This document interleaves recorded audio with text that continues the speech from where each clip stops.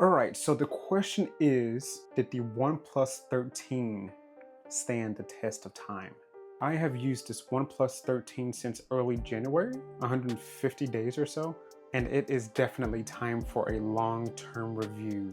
The OnePlus 13 is absolutely one of the best phones to release this year. Whenever they dropped this phone and told us that it would come with a 6,000 milliamp hour battery, it really intrigued me.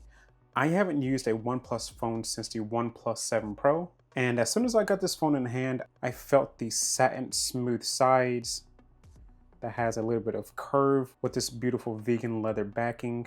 It almost feels like car seat leather as opposed to like fake leather. So I will say I very much enjoy the blue vegan leather on this phone. I typically prefer a phone with matte sides, but I feel like the way this phone was designed, it is beautiful the way it is. And one thing I am very surprised about, because I actually use this phone without a case quite often, I don't see any issues with this vegan leather. There may be little spots here and there that are probably just fingerprint oils, but this phone has held up insanely well.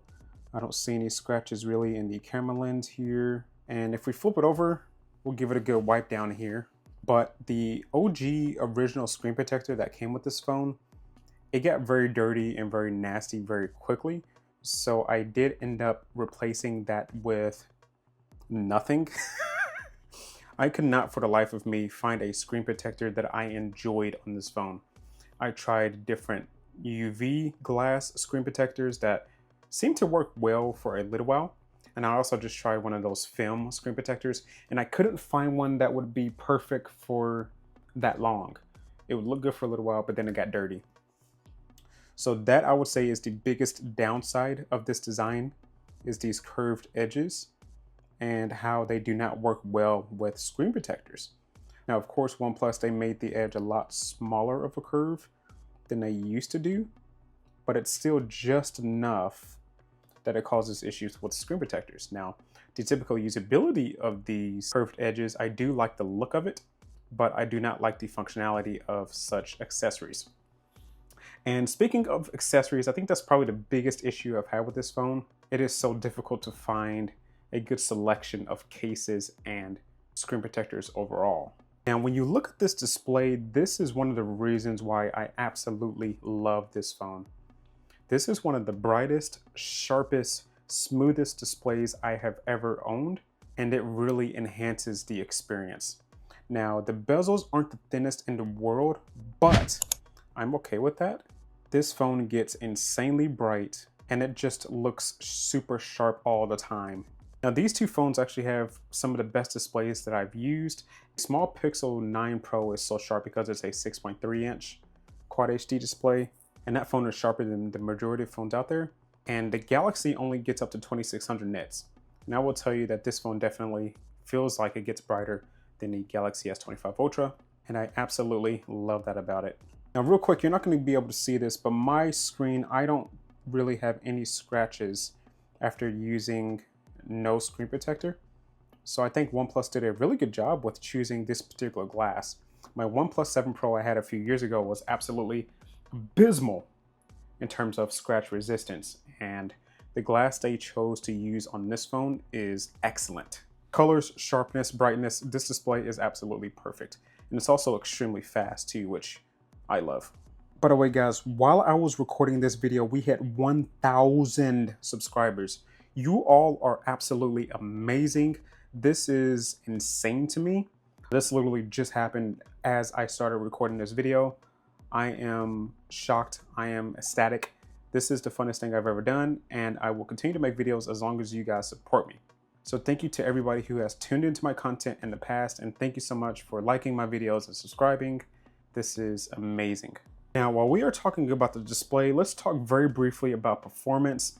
Now, the performance on this phone is so good that I am almost shocked every single time I use this phone. And one thing I highly recommend you guys doing if you have this phone is to go into your display settings and turning on screen refresh rate to the highest setting. Now, it comes with auto select, which is fine, which is very typical. But whenever you change it up to high, every single application on your phone will always run at 120 Hertz, which to me is absolutely necessary. I feel like if I'm paying the money for a phone, I want to use the highest possible settings possible. The performance is absolutely insane. It is stupid fast. I have never had any issues with any of the performance at all. It is great. And while you're in here, you might as well max out your screen resolution as well. Let's talk very briefly about biometrics. So the fingerprint scanner on this phone is one of the best I have ever used. It is insanely fast. And the face unlock is fast as well. So you can see it right there. I just unlocked it. Looking over the camera, it is stupid fast. The biometrics on this phone are the best on an Android phone I've ever used, and I very much appreciate that. I do wish, just like the Google Pixels, that the face unlock was deemed secure enough to allow you to unlock your apps and sign into things with your face, just like the Pixel does. That's one feature I hope will come in the future with OxygenOS. And speaking of the software, mine is running on Android 15. I know they have an Android 16 beta that you can flash on this phone, but OxygenOS for me has been a performance beast. My OnePlus 13 I typically use for all of my hardcore tasks, and the Snapdragon 8 Elite along with OxygenOS has blended themselves perfectly together. I will say one of the things I dislike about this phone is the lack of customization with OxygenOS. I love how on Samsung phones you have One UI and you have Good Lock, because it really allows me to customize my phone exactly how I want it. I think, and I feel like that is one area where OxygenOS is lacking. Overall, it is beautiful. It is very fast. I just wish there was more features on OxygenOS. And one thing I also noticed is that the updates that come in from OxygenOS, they seem to come in a bi-monthly fashion as opposed to a monthly update just like Samsung and Google do. So I would like to see that improved as well. Now guys, I think my biggest issue with this phone, and it's one of the reasons why I started using other devices, is the speaker quality. So this phone does not come with Dolby Atmos, and it comes with OnePlus's Reality surround sound software instead. And I've searched everywhere in the settings to find a solution to this because I thought it was just me. But whenever you go down here to sound effect settings, these are the settings you get. I've played around with all of the different sound settings they offer through Reality, and none of them compare to other Android phones to me, unfortunately. And it's not like the phone speakers are not loud. The issue in particular is that the phone doesn't have much bass and or fullness. The sound fullness just isn't there for me. And it's so bad for me right now that it's one of the reasons why I enjoy switching to other devices. Now, I can almost guarantee that the problem came from the IP69 certification. It's so good with being waterproof and dust proofed that it degraded the sound quality of the speakers. So on the next OnePlus device, I would definitely like to see better speakers. Now, one thing I've really noticed about this phone is that the Wi-Fi and the 5G speeds are absolutely fantastic. So I've noticed that on this phone, compared to other phones I've used on Verizon in my area, the connection is stronger and the speeds are faster than they are on other phones I've used. So my office is actually pretty bad with our Wi-Fi connection, and I typically get right around 300 with other phones, and that's kind of what I'm getting here as well with the download speed. Whenever I compare this phone to other phones I have used on this carrier, this phone typically holds a stronger connection and gives me better speeds. A couple of other things I've noticed, guys, is that the haptics on this phone are absolutely fantastic. They are some of the best on an Android phone, period. The alert slider is a feature that I absolutely love, along with the generic dynamic island there. I've heard that OnePlus is considering changing this to an action button. I think action buttons are cool, but I absolutely love the try slider here. And it's cool because every time you use it, you get to feel the haptic feedback, and the haptic feedback on this phone is fantastic. But it's the little things like this that keeps OnePlus unique. It's going to be unfortunate whenever they get rid of this, but I really do like that feature. I also want to mention that gaming on this phone is fantastic, along with the cooling. So the cooling of the Snapdragon 8 Elite chip on this phone, I don't think the leather backing is contributing to the greatness of the cooling, but the cooling on this phone is fantastic. I can't think of a single situation where this phone overheated and I have had a lot of overheating issues on my Galaxy S25 Ultra. So this phone does very well with performance. Right now, I am really using it as a hardcore gaming phone and hardcore usability phone. So I do like that a lot. So this 6,000 milliamp hour battery is really good. On this phone, I can typically unplug it at 7 o'clock in the morning. And by midnight, there have been occasions where I will still have between 40 and 60% left. And that's with using this phone to its full potential. This silicon carbon technology is the real deal. It helps with the longevity of the batteries. It helps with keeping the phone cool because those batteries don't warm up as much as the other ones do. And of course, since it doesn't warm up as much, there are no issues with charging this phone with 80 watts of juice. The charging on this phone is also second to none. I legit feel like the charging on this phone is life-changing.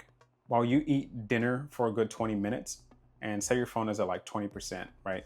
And you eat dinner for a good 20 minutes, you can plug this phone in during that 20-minute time period and damn near have a fully charged phone.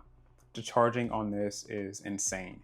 I can't think of a single time I charged this phone overnight because it just doesn't need it. You can charge it whenever you want to. The S25 Ultra charges with a 45 watt charger, and I think it takes an hour and a half to charge, or somewhere around that range. This phone literally feels like it charges 3 times that. Now, the one area that everybody really has concerns about is the cameras. Now, the cameras on this phone are not that bad, but they're not the best either. So they are honestly better than I thought they were. Whenever you are taking still photos, you do have a wide variety of lenses to choose from, which is awesome. And you also have the ability to zoom all the way up to 120 times. The cameras themselves take pretty good photos. They have really good colors. They are very bright, vibrant, very true to life feeling. But this phone's camera falls apart to me in terms of consistency. So when I say consistency, there have been occasions where I take a photo and it looks amazing. The colors look amazing. The sharpness looks amazing. But then there's other occasions where I take a photo that feels like it's in the same category as the photo I just took, and the colors are off, the sharpness is off, the depth of field is off, and the exposure is off, just like this one. Like this photo looks good, it looks saturated, it looks contrasty, and then this one looks overblown and overwashed. And then you jump back here and it looks super contrasty once again. And then you jump back here, it looks overexposed. So I think the camera is almost there.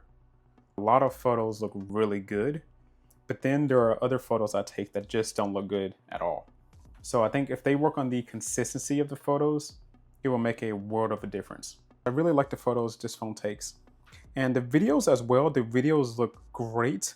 I take a lot of videos on this channel with this phone and I have had no issues at all with it.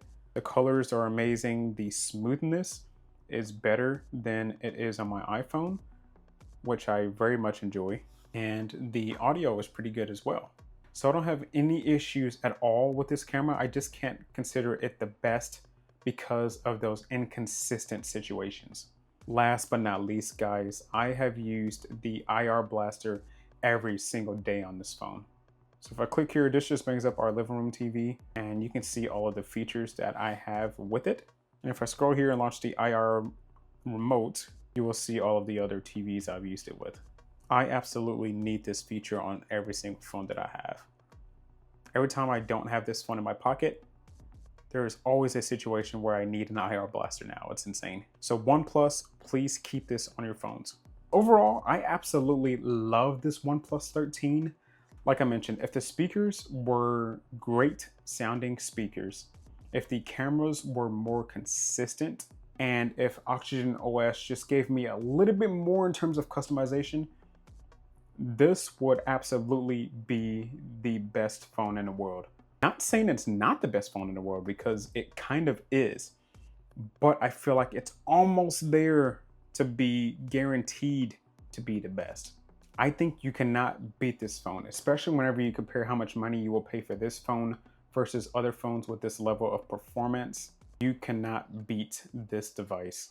If you guys have a OnePlus 13, let me know what you think about it. Let me know what you think about it compared to the S25 Ultra, the Pixel 9 Pro, the iPhone 16 Pro Max. Let me know what you guys think. If you like this video, go ahead and like and subscribe, and I will see you in the next one. Peace.